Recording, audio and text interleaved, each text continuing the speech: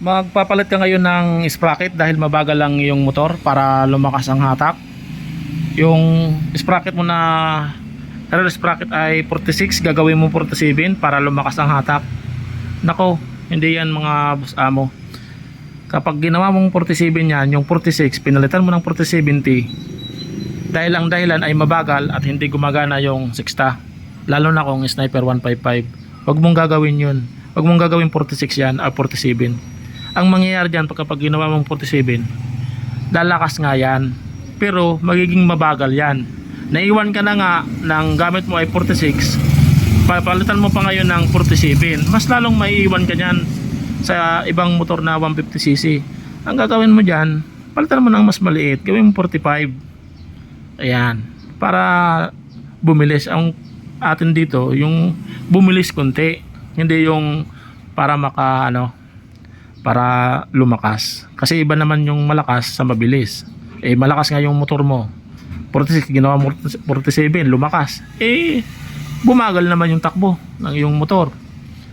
Ngayon sa pagpalit mo ng 47T, nagagamit mo na nga yung 6 hindi na patay yung 6 lalo na kung Sniper 155, kasi nga tumaas na yung sprocket mo, bumagal naman yun.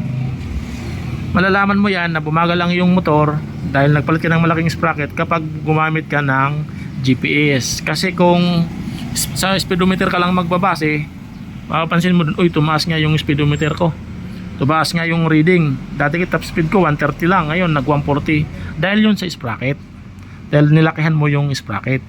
Kaya lang naging resulta nun, bumagal lang yung motor. Kaya kung gusto mong bumilis kunti, lalo na sa arangkada, palitan mo ng 45. Yung 46 mo, palitan mo ng 45. Wag doon sa engine sprocket. Ngayon kung hindi naman gumagana yung 6 sabi nga patay daw yung 6, meron ako niyan na panood sa YouTube. Ang ginawa nila, hindi sa sprocket, hindi sila sa sprocket nagbase.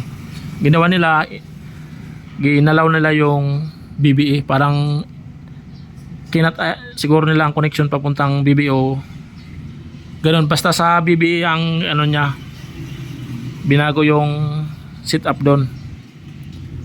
Parang hindi na nila yata pinagana yung BBE sa Sniper 155, kaya gumana ngayon yung 6. Ayan. Dito mga boss, kung gusto mo bumilis, palitan mo lang ng mas maliit. Kung 46, palitan mo ng 45. Kung gusto mo naman lumakas, kaya lang naging mabagal, feeling mo lang mabilis, palitan mo ng 47. Ayun. Kapag malaki sprocket, mabagal, na mataas ang reading. Kapag maliit naman ang sprocket, mababa ang reading pero bumilis. Yun lang. Maraming salamat sa panonood sa ating video.